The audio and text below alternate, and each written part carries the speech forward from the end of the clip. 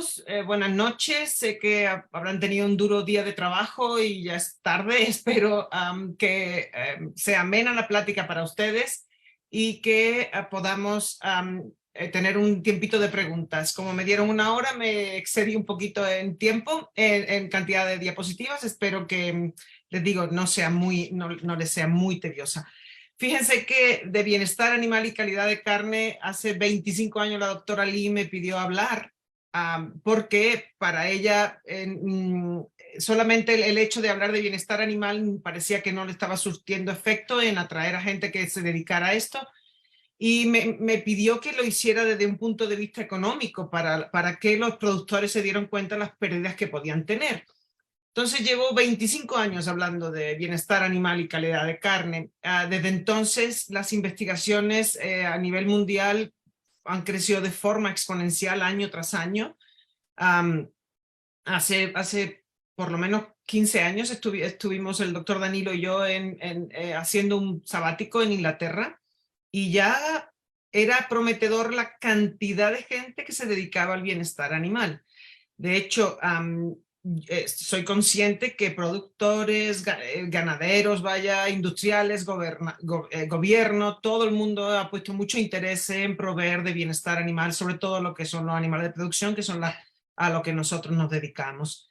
Hace 17 años, o quizá un poco más, el doctor Danilo y el doctor Francisco Galindo iniciaron la elaboración de lo que es una ley marco, Ley General de Bienestar Animal, que a la fecha desgraciadamente no se ha aprobado. Yo llamo a todo el mundo para que conozcan el tema y ojalá podamos presionar entre todos para que México tenga una ley marco que nos ayude a todos para lograr que nuestros animales de producción estén en las mejores condiciones. Por último, ya para dar inicio a mi conferencia, quiero decirles una cosa. Yo me voy a enfocar fundamentalmente en que veáis el efecto que tiene el maltrato, el maltrato, ¿no? O la falta de bienestar de los animales justo antes de la matanza en el animal, y por ende al final en su canal y en su carne. Pero esta perspectiva no quiero que ustedes piensen que es la única por la que deberíamos de hacer bien las cosas con los animales. Nosotros tenemos un deber ético, un deber moral a los animales, por el hecho de que ellos al final dan su vida para que nosotros comamos este exquisito y nutritivo producto, que entonces no solo porque vayamos a perder o no vayamos a perder, y se afecte o no se afecte la calidad, el bienestar de los animales debe estar por encima como un bien ético que debemos implementar. La otra cosa es, fíjense que en los últimos años de mi carrera he tenido que salir a la palestra en muchas ocasiones para defender el consumo de carne. La carne se está viendo atacada en muchísimos frentes, y bueno, yo voy a intentar que hoy les quede claro un poquito también que la carne es un gran aliado para vuestra salud. En general vamos a ver un poquito de contexto para que entendáis la importancia que tiene el bienestar por la cantidad de animales que matamos en el mundo. Sobre todo me voy a enfocar en res, ¿no? Porque sé que ustedes están más enfocados en producción cárnica de bovinos. Luego les tengo que explicar un poquito qué es calidad y cuáles de las calidades que manejamos se ven afectadas fundamentalmente por el estrés ante mortem. Luego hablaremos una definición de bienestar, los fundamentos y cómo se regula internacionalmente, para que ustedes vayan y tengan a mano las legislaciones y las metodologías que se utilizan a nivel internacional. Luego nos vamos a irnos ya un poquito al tema de fisiología del estrés, es decir, qué está pasando en el animal, cuáles son las respuestas generales al estrés cuando uno le estamos dando, y fundamentalmente me voy a enfocar en los efectos específicos que tiene el estrés en las etapas durante las etapas anterior a la matanza. Les voy a hablar durante la conferencia que el animal puede tener estrés desde que nace, o a los 4 meses, a los 6 meses, así a los 10 meses, pero esa afección, ese estrés no va a quedar reflejado directamente en calidad de la carne. Vamos a ver que fundamentalmente la calidad se va a ver afectada por los últimos las últimas horas o los últimos días antes de que el animal llegue al rastro para su muerte. Por último, hablaremos un poquito sobre el efecto sobre la inocuidad también de la carne, y por último les quiero dar algunas alternativas que se han visto para el control del estrés ante-mortem. Les decía, este compendio estadístico que lo saca el Consejo Mexicano de la Carne cada año, acaba de sacar ya el 2022, lo podéis descargar de internet con mucha facilidad. Nos habla que en México se mataron este año pasado alrededor de 8.5 millones de bovinos, ¿sí? Que produjeron alrededor de 2 millones de toneladas de carne. Esto ustedes saben que en México tenemos dos sistemas sanitarios muy bien diferenciados. Uno que es el tipo inspección federal con calidad sanitaria muy alta, y el 51% de la carne que se produce en México sale de rastros municipales de calidad sanitaria no de tan alta calidad, vaya. Es increíble, pero México sigue, incluso después con pandemia y todo, hemos ido creciendo a lo largo de los años en producción de todas las especies, e incluso ya somos a nivel internacional el 6º lugar en producción de aves, el 7º de res y el 8º en cerdo. Entonces, son muchos los animales que se matan, son muchísimos. Miren, en Estados Unidos nos ganan por paliza 34 millones de cabezas de ganado, en Europa unos 23 millones, la producción de carne es brutal. Entonces, esos números son para que se den cuenta, primero, de si están estresados los animales, la cantidad de animales estresados que están, ¿no? Y que no deberían. Y segundo, son la cantidad, los porcentajes que les voy a mostrar ahora de daños que se pueden producir en este tipo de animales y las pérdidas tan brutales que se tienen por el hecho de un maltrato justo antes de la matanza. Les quería comentar que, como les decía, el producto que estamos trabajando, toda esta matanza, es para producir un producto alimenticio que los humanos, bueno, descansamos en él como piedra angular de nuestras dietas, de forma general, que es la carne. La carne ustedes saben que los productos de origen animal nos proveen de aminoácidos esenciales, de ácidos grasos esenciales y otro tipo de nutrimentos que son fundamentales para nuestro desarrollo y nuestra vida. Entonces, lo que quiero comentarles es que en los últimos, bueno, el estrés va a afectar también calidad nutricional, lo vamos a ir viendo durante la conferencia. En los últimos años, qué lástima. Sí, el tema es que nos han puesto como una diana en el tema de la carne. Estamos en crisis constantemente. Están diciendo todo el tiempo que comer carne pues es malo para la salud, para el medio ambiente y además para el bienestar de los animales, ¿no? Entonces la gente se está yendo hacia otras áreas. Si quieren, otro día hablamos de este tema sobre la calidad nutritiva de las carnes, y les tengo mucha información al respecto también. Lo único que quiero hoy es que recuerden que la carne no es en sí nada más esas vitaminas o esos minerales o esa proteína esencial, realmente es una matriz de gran densidad nutricional que no debemos dejar de comer. En el caso que hoy nos ocupa, es decir, la afección que el estrés ante-mortem tiene en la calidad de la carne, cuando hablamos de calidad, hablamos siempre de lo que es calidad sensorial, ¿sí?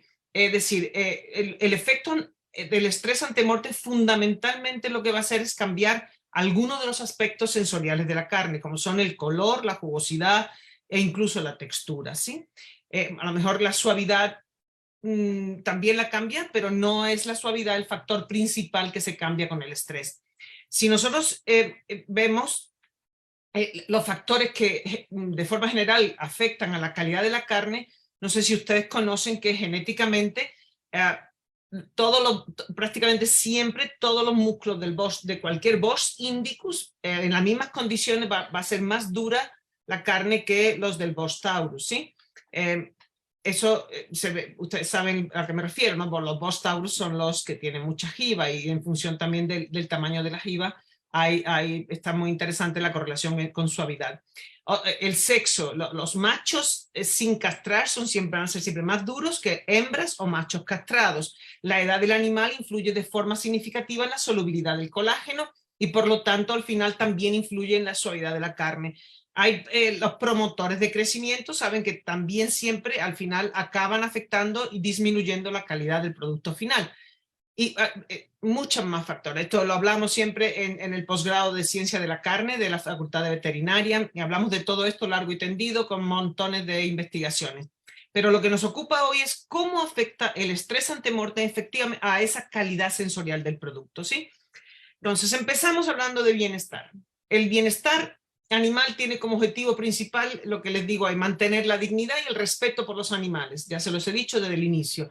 Sin embargo, los fundamentos del bienestar, que son la similitud del sistema nervioso de animales y humanos y la capacidad de los animales a sentir miedo y dolor, nos hace hacer que hagamos las cosas bien para que ellos no sufran, no sientan dolor, tengan dolor y no tengan miedo, ¿sí? Cuando los trabajamos para poder acabar con ellos comiéndonos.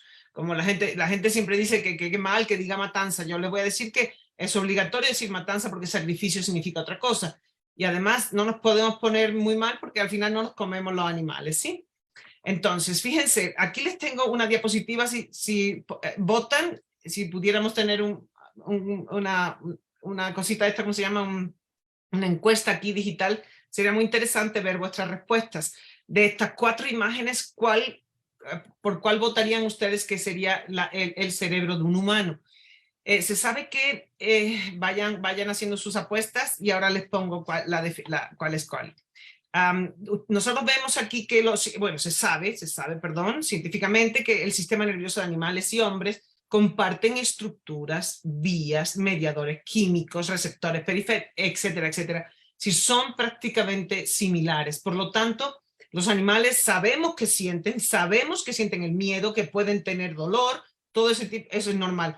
A lo mejor lo van a expresar de forma diferente a un humano, pero desde luego que lo tienen, lo van a sentir.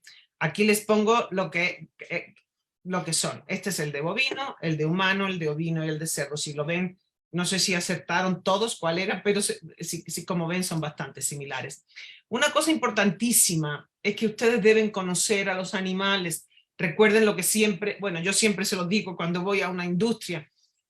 Puede haber gente muy picuda que sepa mucho de cómo presentar la carne a los consumidores, cómo hacer encuentros, pero los veterinarios, ustedes, la mayoría de los que están hoy, esta noche escuchando, son gente que debe conocer bien a los animales porque ellos son los que nos van a proveer del producto final para el que estamos trabajando.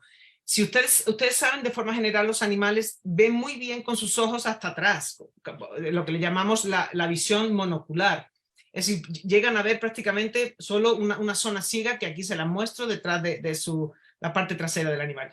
Pero a la hora de enfocar y de ver con sus 2 ojos, ellos ven muy poquito, un ángulo mucho más pequeño y muy corto. Entonces son como miopes.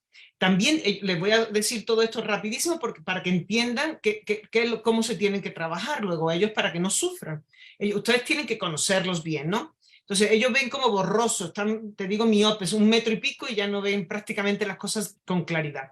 Además tienen un olfato muy sensible, no sé si han estado al lado de animales que de pronto se ponen como locos y es porque a lo mejor están oliendo o están oyendo algo que tú no oyes, porque ellos tienen una mayor gama de frecuencias de audición y tienen una sensibilidad, un olfato impresionante. Entonces, alguna vez se reacciona y te digo, ustedes no saben cómo es, por qué es, pero es porque ellos están oliendo o están oyendo algo que ustedes no perciben. Entonces, el conocimiento de los animales, de cómo se comportan, de sus necesidades, les va a dar pie a ustedes a saber cómo los deben tratar, es decir, qué instalaciones deben poner. Por ejemplo, una rampa bajando de un camión. Si tú pones una rampa muy empinada, el animal, como no ve bien cerquita, no va a querer bajar. Entonces lo va a tener que golpear para que baje. Entonces, ¿me entienden? Tienen que entender muy bien al animal para saber cuáles son sus necesidades y no tener que maltratarlo para poder trabajar con ellos. Otra de las cosas importantes es que somos muchos en la cadena de carnes, ¿no? Somos muchos grupos diferentes y hay muchos diferentes intereses. Hay gente de protectoras que están dando la lata nada más y están porque no dan tantas proposiciones, lo único que quieren es que no matemos animales. Están los ganaderos, gobiernos que están trabajando, la industria que está trabajando a favor intentando hacer las cosas bien. pero a la misma vez se mezcla el bienestar animal con muchísimas cosas, con tradiciones, el tipo de ganado, que puede ser de un temperamento de otro, las legislaciones de cada país, la religión, la educación, la percepción. Es decir, el nivel, incluso el nivel de desarrollo económico. Yo siempre escucho al doctor Danilo decir que la gente, bueno, es que no son malas en sí, es que les falta capacitación, ¿sí? Entonces, en un país donde no hay recursos para todo, a lo mejor la gente no está tan bien capacitada y por ende, a lo mejor maltratan a los animales por desconocimiento, pero una vez que tengamos la posibilidad de hacerlo, se hace bien. Por ejemplo, en cuestión de tradición y religión, ustedes saben que para obtener una carne halal o kosher, el animal, al animal no se le puede aturdir, porque según dijeron los profetas de estas religiones, el animal debe estar vivo, ¿no? Cuando se mata. Entonces ellos no obedecen una norma mexicana obligatoria,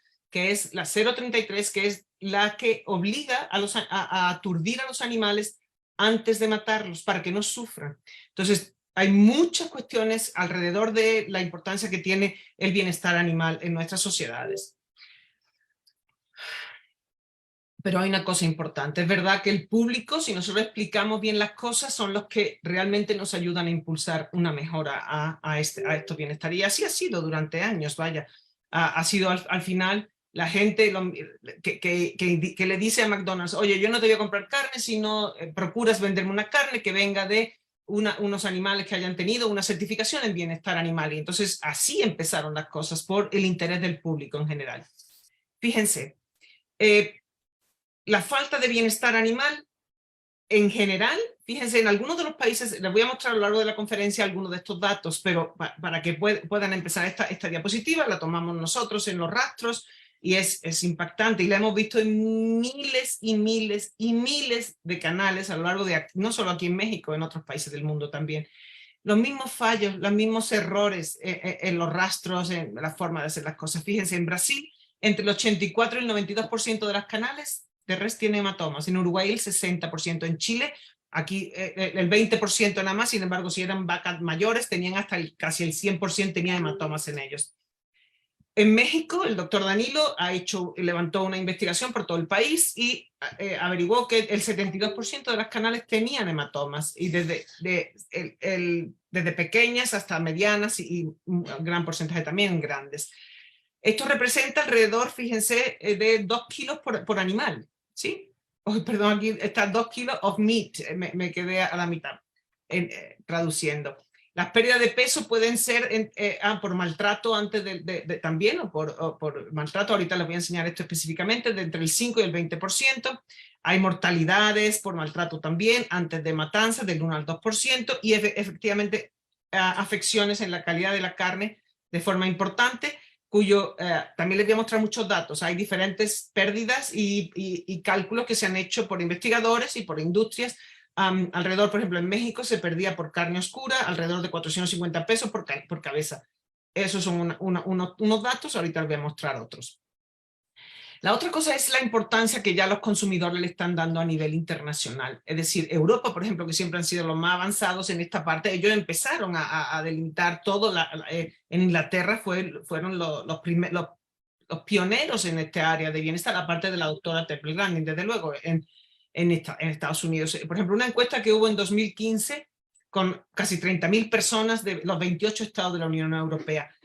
La mayoría les da mucha importancia, pero ellos hablan de protección normalmente. El 94% habla de que es importante proteger el bienestar animal en los animales de granja, porque pues, siempre se ha hablado de bienestar mucho más, con más frecuencia en los pequeños animales, pero los de granja no era tan común.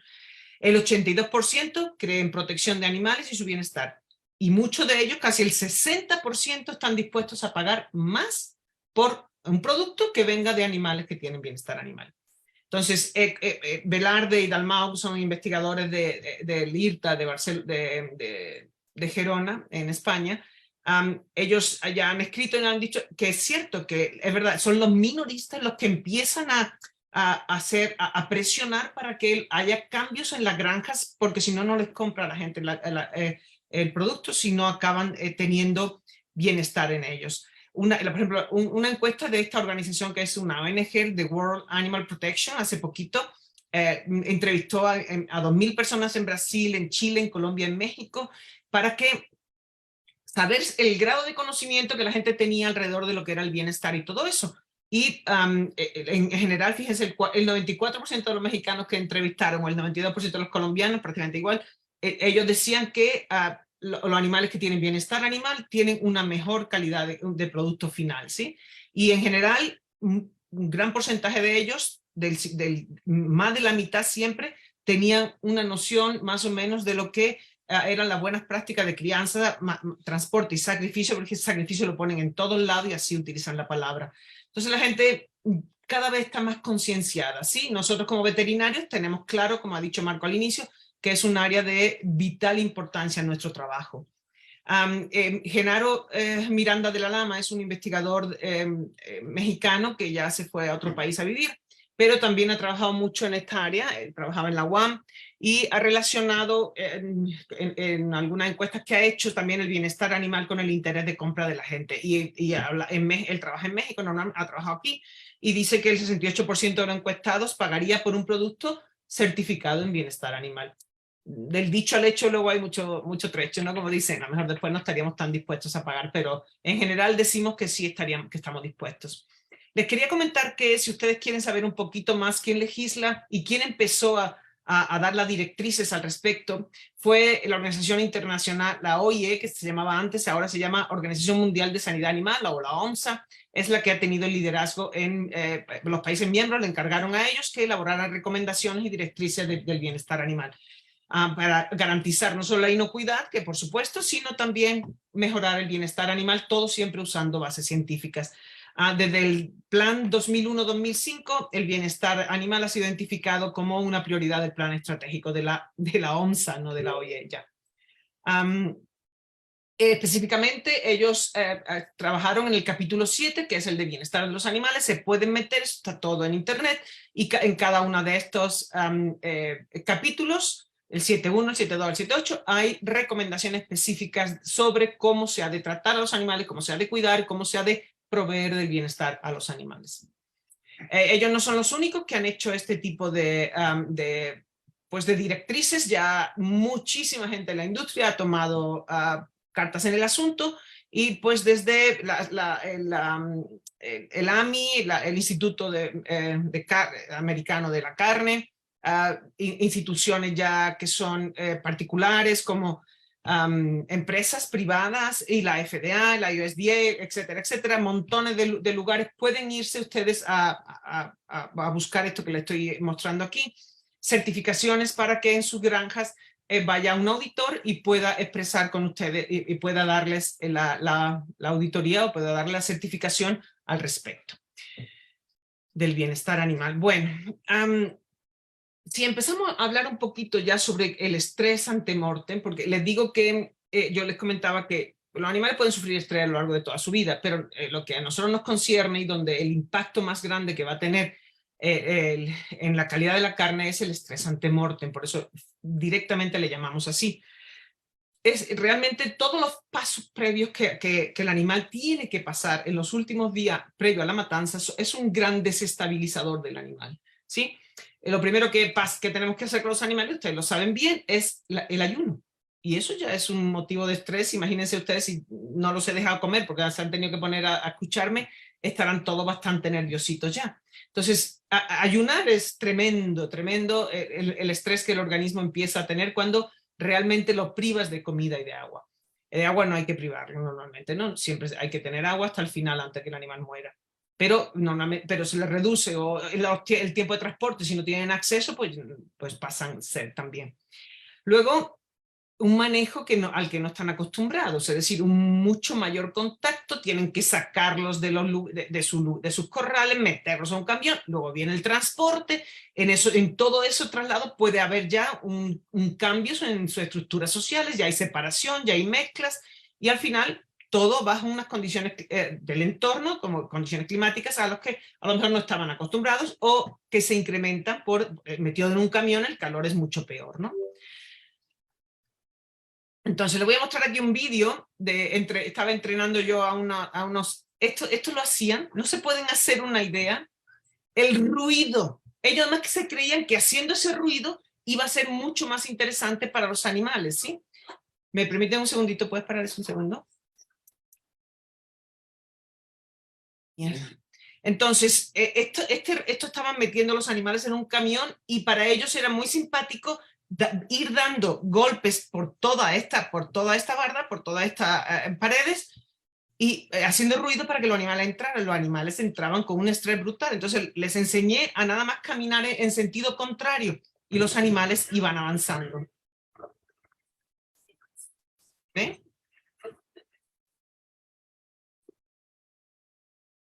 Miren, qué diferencia. No se pueden hacer una idea del nivel de estrés que los animales estaban teniendo en aquel momento. Y cuando les pedí que hicieran algo así tan sencillo, hasta ellos se sorprendieron. No tenían idea que podían los animales avanzar de esa forma sin tener que darle los gritos y los golpes que normalmente les daban.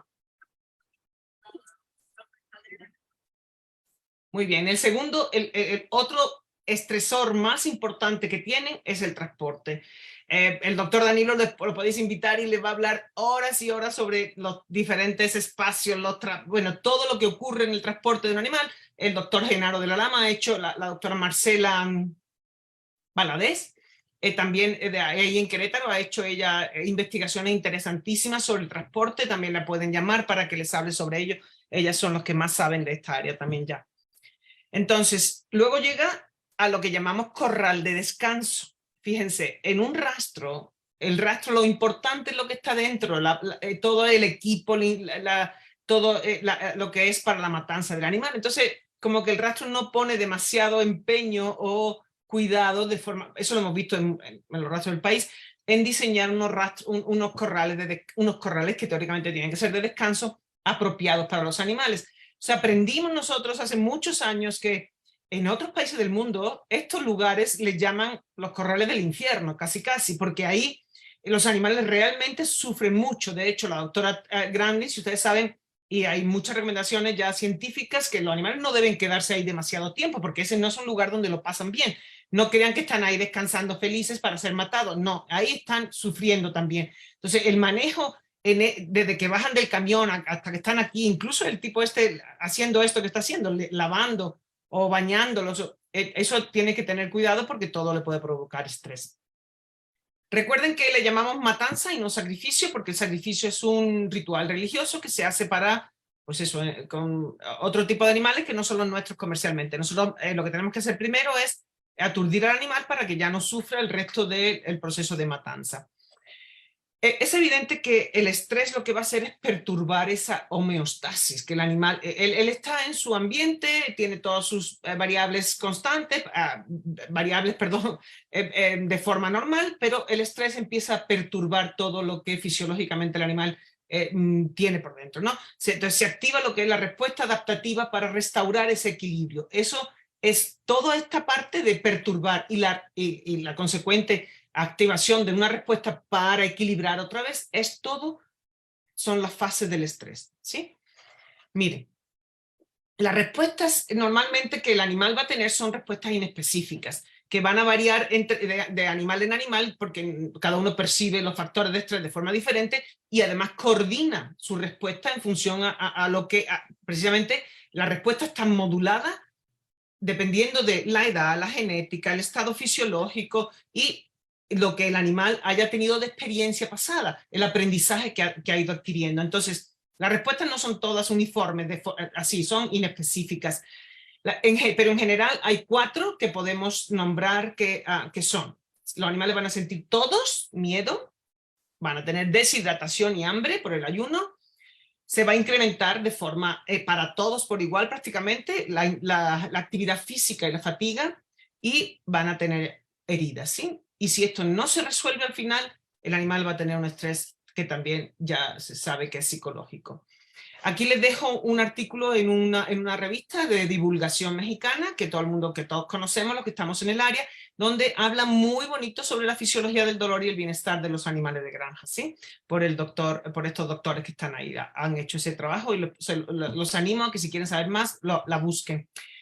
En general, le decía que el miedo lo que provoca es que se activen los dos, son dos procesos centrales que están involucrados en este proceso. El que es del sistema nervioso autónomo, el hipotálamo que va a la médula, para que nos den las catecolaminas, como la adrenalina y la noradrenalina, y el eje hipotálamo-hipófisis y corteza, que es el que nos lleva a los glucocorticoides, que es el cortisol que se va a generar.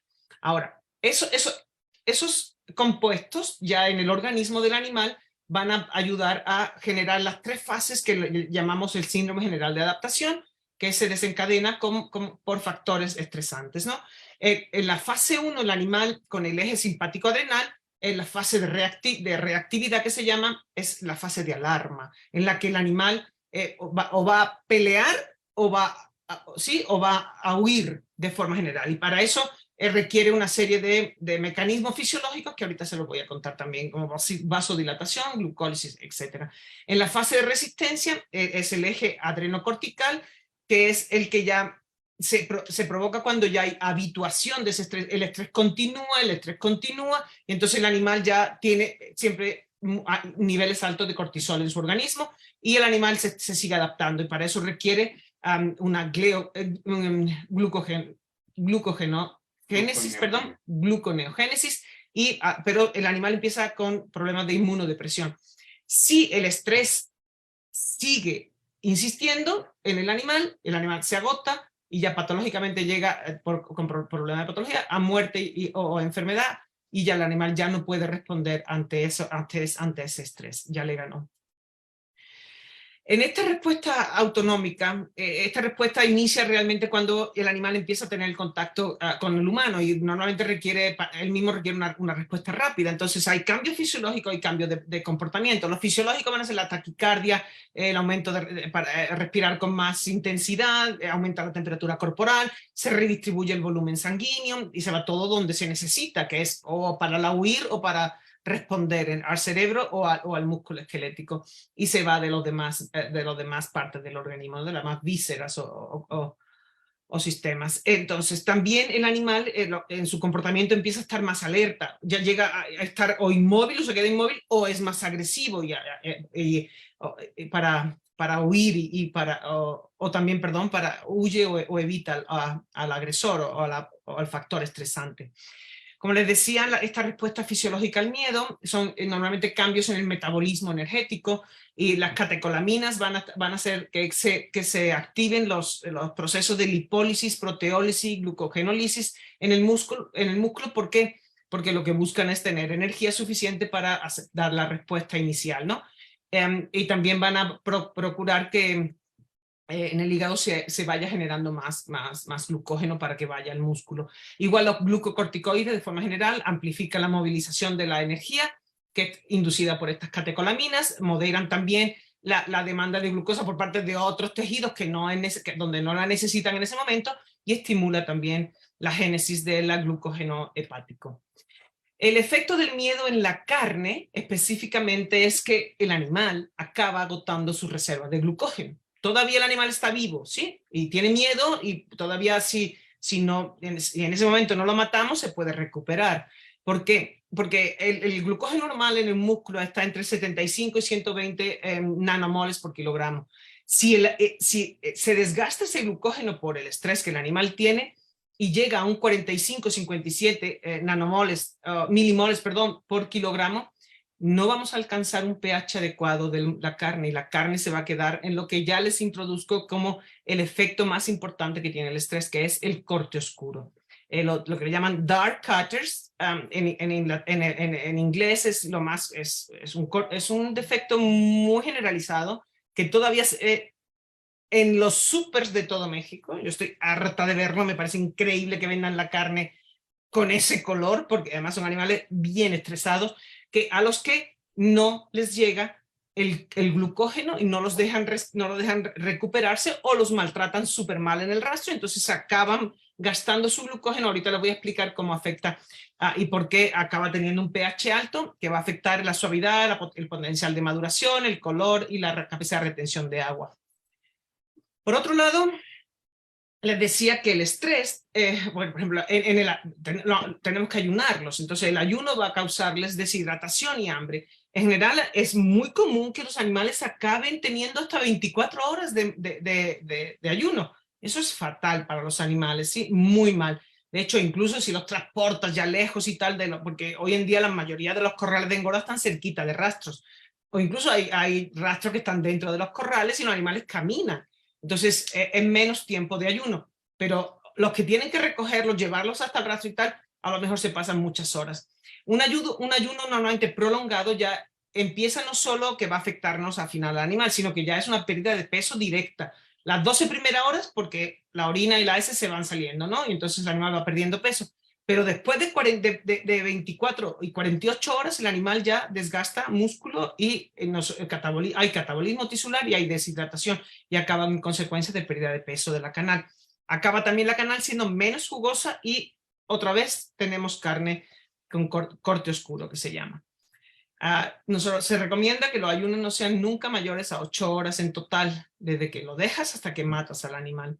Fíjense, en este estudio hace bastante tiempo ya, con un tiempo de retiro de 0 horas o de 24 horas, la diferencia porcentual fue casi del 200% en animales que estaban ayunados con más tiempo.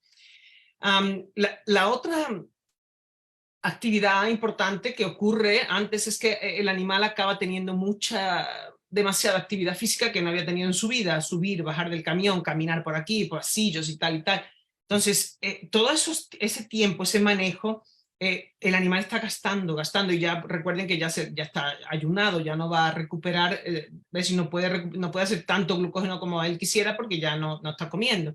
Entonces va disminuyendo lo que es la concentración de glucógeno muscular. Además disminuyen los otros metabolitos que hay dentro como por ejemplo la creatina fosfato, que es de donde también saca energía. Entonces al final el músculo, ustedes saben que cuando el animal muere, baja el pH de la carne, ¿sí? Y baja porque hay una glucólisis post-mortem. Si no hay glucógeno, entonces no baja el pH. Y por eso estoy hablando todo el tiempo que el pH queda alto. El pH alto es malo para la carne. Ahorita les voy a ir explicando cómo. Entonces, no es en sí lo que vaya haciendo, sino la intensidad, la cantidad de horas que lo tengas o el maltrato que le des en ese momento. La intensidad de esa actividad es lo que al final el animal va a tener, el impacto va a tener cada vez más grande en eso sobre la calidad de la carne. Una cosa interesante es que esa fatiga del ejercicio va a hacer que se disminuya la liberación de calcio del retículo sarcoplásmico al citoplasma, al sarcoplasma de las células. Entonces, de esa forma vamos a bajar la glicólisis y además vamos a hacer que no, ustedes saben, bueno, si no saben, hay unas enzimas en el citoplasma que se llaman calpeínas, que son las enzimas que son como unas tijeras que cortan la estructura dura que queda cuando muere el animal. Después del rigor mortis empiezan ellas a actuar. Ellas son, le llamamos enzimas calcio dependientes. Entonces, si no hay calcio en el sarcoplasma por fatiga del ejercicio, no tenemos, las calpeínas no pueden funcionar bien. Entonces tenemos una carne que tiene aún menos potencial de maduración, que es lo mismo que, es decir, vamos a tener una carne dura. Ustedes saben que la carne de los Bos indicus en general tiene mucho inhibidora de las calpeínas, entonces no puede madurar bien. Pero si le damos estrés, fíjense que tampoco ayuda para nada a que los animales pudieran madurar su carne y ponerla más suavita. Entonces, recuerden que los animales deben descansar en el rastro. Nosotros recomendamos que 4 o 5 horas stop, porque si no luego empiezan a molestarse entre ellos y a sufrir estrés otra vez y el ciclo comienza y los animales van a morir con problemas para la calidad. Por último, el otro tema que siempre está, que son respuestas generales de todos los animales a este estrés, son todos se van a lastimar. Como ya vieron los porcentajes, normalmente hay contusiones, hay magulladuras o hematomas, ¿sí? Un montón de nombres que se dan por toda Latinoamérica. En general hay pérdida de peso, pérdida de rendimiento en canal, y fíjense lo que en este estudio hace ya también muchos años que se hizo en Australia, el 50% de las contusiones se produjeron después de la llegada al matadero, lo que les decía de los corrales teóricamente de descanso, ¿sí? Entonces, le llamamos hematomas en México y son un indicador fundamental de malas prácticas de manejo, malas prácticas que hacemos a la hora de trabajar con los animales. Esa decoloración es distintiva después nosotros siempre evaluamos hematomas en la línea de proceso. Cuando ya le quitamos la piel al animal se ven perfectamente. Está normalmente causado por una ruptura vascular y la acumulación de esta sangre en el músculo. Normalmente es resultado del impacto del entorno de los animales o bien entre la interacción entre ellos, entre humanos y animales o entre animales. Y es muy importante que ustedes aprendan a evaluar y que evalúen hematomas para así saber de dónde vienen los problemas que de esos hematomas. Yo les voy a mostrar ahora que los hematomas vienen, como les decía, de la interacción entre humanos y animales, las peleas entre ellos, por salientes que hay en los transportes, en los pasillos, en los corrales. Depende también algunas cosas de la edad y el sexo, etcétera, etcétera. O de que le des con instrumentos que no debes, golpes o con la picana o cosas así, ¿sí? Entonces, hay muchísimas lesiones. El doctor Danilo también es experto en esta parte y él te puede decir perfectamente de dónde viene cada uno de estos hematomas, ¿sí? Por ejemplo, si hay saliente en las paredes y en las puertas, en las puntas de las caderas se ven estos hematomas. Si son peleas entre los animales, van a ser golpes laterales y se van a ver de esta forma. Hay una cosa que les digo que es mortal para los animales y es estos golpes tan brutales que le da, porque eso es una pérdida brutal, aparte del sufrimiento para el animal, es esta puertita maravillosa que tienen todos los rastros del mundo mundial, la puerta de guillotina. Es la puerta que da, y normalmente hay dos, que dan acceso a los animales desde los corrales ya por la manga que va hacia el cajón de aturdimiento. Es una forma de separar a los animales y les cae un peso, yo no sé lo que pesará esas puertas, pero ya están viendo los golpes que le dan, ¿sí? Son bestiales los golpes que normalmente le da por la guillotina. Entonces, evaluar hematomas se hace y es recomendado por los protocolos de la Welfare Quality. Les invito a que también lo googleen y trabajen con ellos, te lo explican muy bien. Tú puedes, tienes que tener unos formatos con los dibujos de toda la forma de la canal y te explican ellos desde el color al tamaño, la profundidad, etcétera, etcétera, para que evalúes hematomas. Cuanto más hematomas tenga un animal, peor calidad de carne también va a tener y quiere decir que peor bienestar o peor maltrato ha tenido el animal.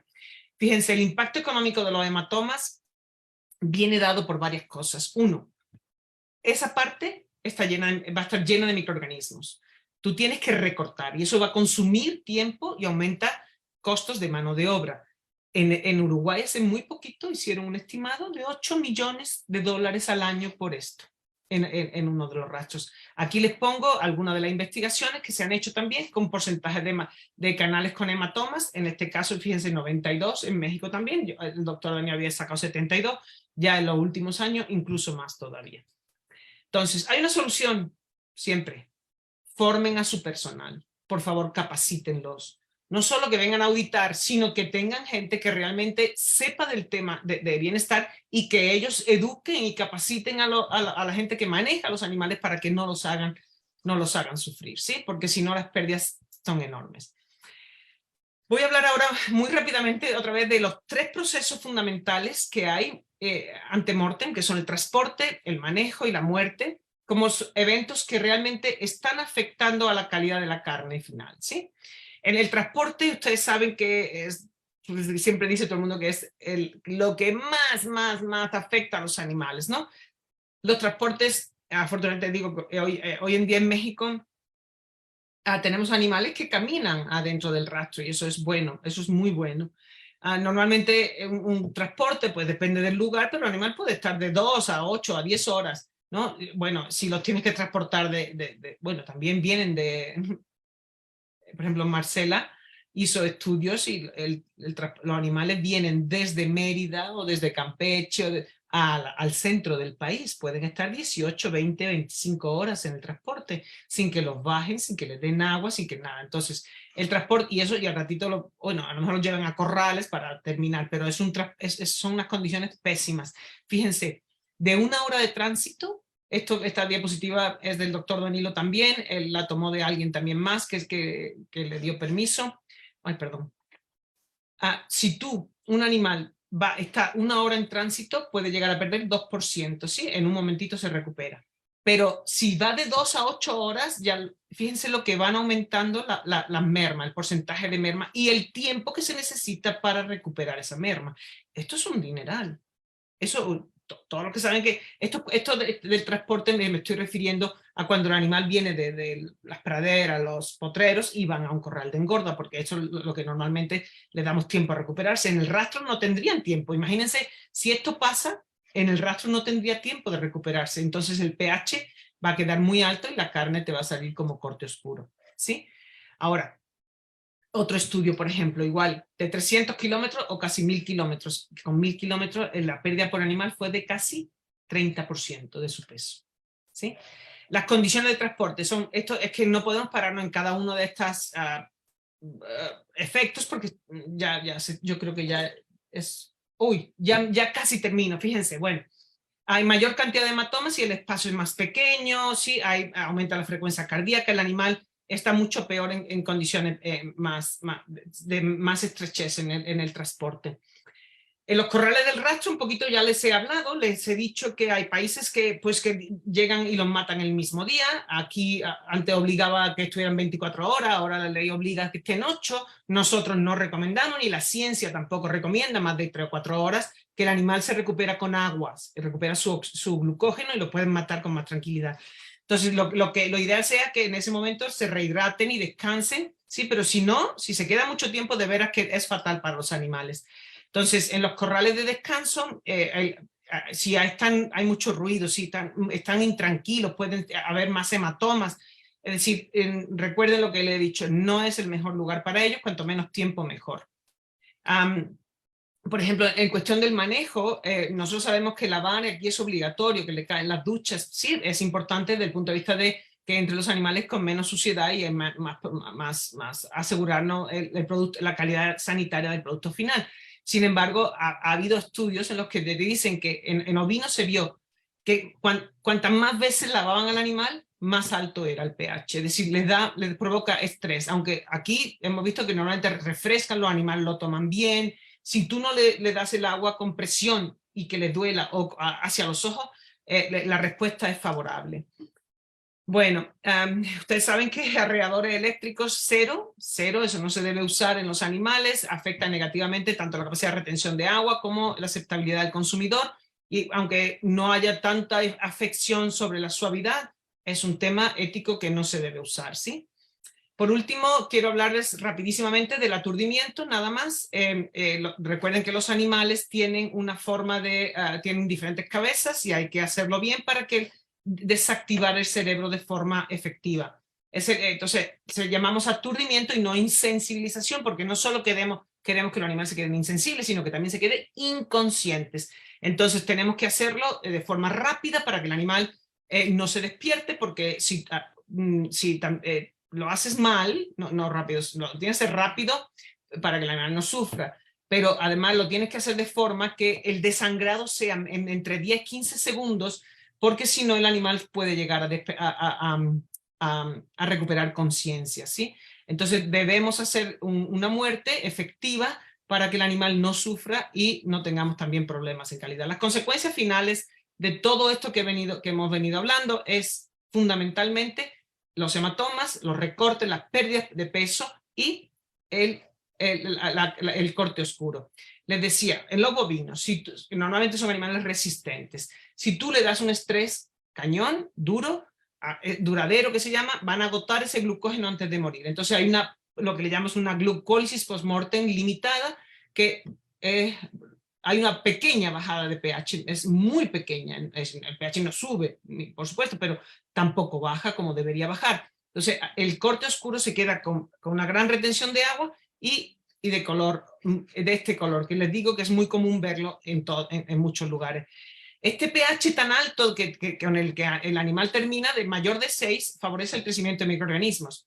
Normalmente en la superficie de la carne tiene muy poca glucosa en la superficie, y lo que hace es que los microorganismos ataquen directamente a los aminoácidos, entonces la carne se pudre más rápido, ¿sí?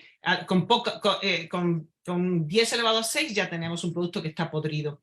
Esto es lo normal que ven, de 7 es el pH normal del músculo, y cuando tenemos un corte oscuro, la bajada es muy leve. Cuando es una carne normal, un animal que se mata en condiciones normales, el pH baja de forma significativa, alrededor de 5.6, 5.8 es un pH normal. Por encima de 6, 6.2 es ya corte oscuro normalmente. Son varios factores para determinar que sea corte oscuro.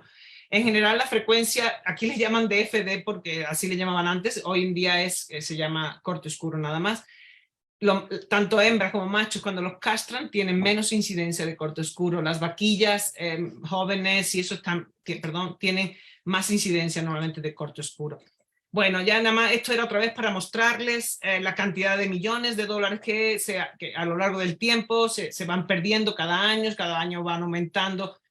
Hay unos valores diferentes en porcentajes en cada país. Por ejemplo, esto en Australia, esto es bastante reciente, en una de las provincias de Australia, le hacen entre el 5 y el 20% de descuento, que va desde 45 a 180 dólares por una canal de 300 kilos, dependiendo de todo lo que, de todo lo que le tengan que quitar de hematomas y por corte oscuro. Fíjense, hay un 10% de incidencia de corte oscuro, que les cuesta alrededor de 15 millones de dólares. En México, la doctora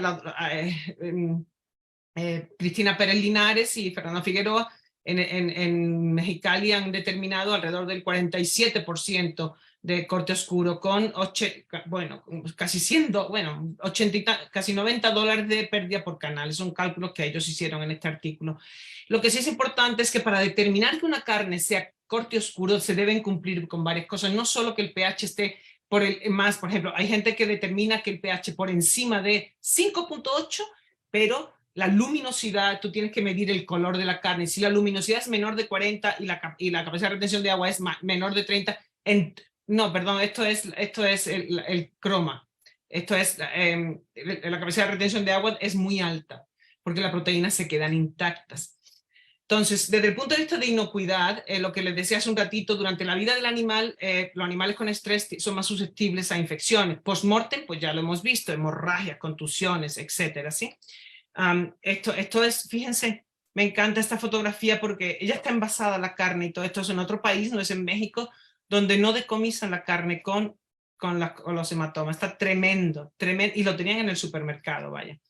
Entonces, los riesgos sanitarios es, bueno, cuando tú, por ejemplo, si haces un mal de sangrado, se retiene más sangre, también se tarda más en enfriar y también tiene menos vida en aquel animal. Eso es un mal de sangrado. Eso es un animal que fíjense si lo ven, tienen el cuello cortado y no está muerto. Esto es un sacrificio religioso, es tremendo. No se lo recomiendo a nadie que lo vea. La vida de tu producto se afecta desde antes de la matanza hasta el consumidor. Sí. Por último, hay algunas alternativas que la industria ha sacado, algunos productos. Yo he visto, en general, tienen poca impacto. Aquí te lo dice, el magnesio, que deprime un poquito la estimulación neuromuscular, pero que al final no se encontraron efecto en nada, no encontraron efecto en el color, ni en la fuerza de corte, ni nada con el magnesio. Un estudio desde los 70 hasta los 2000. En el triptófano también hasta esto no se ve reflejado en calidad de carne cuando le ponen. Yo he venido, y electrolitos, también se ha hablado mucho de ello y tampoco tienen un efecto importante, se los ponen y parece que tampoco está. Yo los últimos años he trabajado con productos nacionales, uno se llama TPQM, y ahora me he encontrado con este producto que se llama Quality Complex, que es interesantísimo porque es mexicano y ya está aprobado por la USDA y he tenido oportunidad de conocer el producto con más detenimiento y he visto que se han publicado en algunos congresos internacionales las investigaciones que se han hecho con él y me parece que traérselo a ustedes me pareció interesante. Ellos hicieron varios experimentos, pero solo voy a hablar yo al que los animales les dieron mucho estrés, 60 últimos días con mucho estrés, porque a los animales les pusieron miren, unos collares para medirle la producción de metano por el alimento. Entonces lo manejaban todos los días durante un montón, los últimos 65 días. Entonces aquí, si alguien estuviera interesado, yo les doy las investigaciones que están publicadas para que lo lean. Y es un producto, les digo, mexicano. Entonces bueno, no es que lo maltrataran, pero sí lo sometieron a un estrés porque los tenían que manejar diario. Y bajo esas condiciones, los animales tuvieron 2,5% más, 2,5% más de peso al final. Los animales tuvieron una ganancia diaria de peso por encima, siempre con valores significativos con respecto a los controles. Igual pasó con la digestibilidad de la materia seca, siempre fue en aumento, a pesar de tener el estrés los animales. Acabó teniendo mejores rendimientos en canales, y lo que me encantó fue que, fíjense, tuvieron mucho mayor porcentaje de calidad de carne, que es lo que nos trabaja hoy. Entonces, son pocos productos los que yo les decía, el ATPQM, que también lo trabajamos hace muchos años, está publicado también en las investigaciones. Ese producto también tenía una importante consecuencia en calidad de carne. No, la mayoría de los productos pueden ayudarte más a la pérdida de peso, pero al final no tienen ese impacto, y estos son los primeros que he visto que sí tienen un impacto importante. En comportamiento no hubo diferencias, no pudieron, de los tiempos que pasaban los animales rumiando, comiendo, no hubo diferencias entre unos y otros. Sin embargo, además, una cosa muy buena es que hubo menos producción de metano cuando le dieron este producto que se llama Quality Complex. Bueno, eso es todo lo que quiero hablarles, y si tienen alguna pregunta, perdón por ir tan rápido, pero espero que les haya gustado y que hayan aprendido mucho. Díganme si tienen algunas preguntas.